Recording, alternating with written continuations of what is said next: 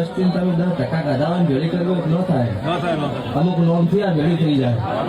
એટલે મારા દેવમાં તો તાકાત છે, પણ મારા નોમમાં આટલી તાકાત છે સ્વભાવની. એટલે મજા કોઈ જોવા આવ્યું છે, કોઈ ભળવા આવ્યું છે, કોઈ મારા દેવની આશી લેવા આવ્યું છે. જેવું જેવું ધારી આવ્યું એવું પૂરું કરશે.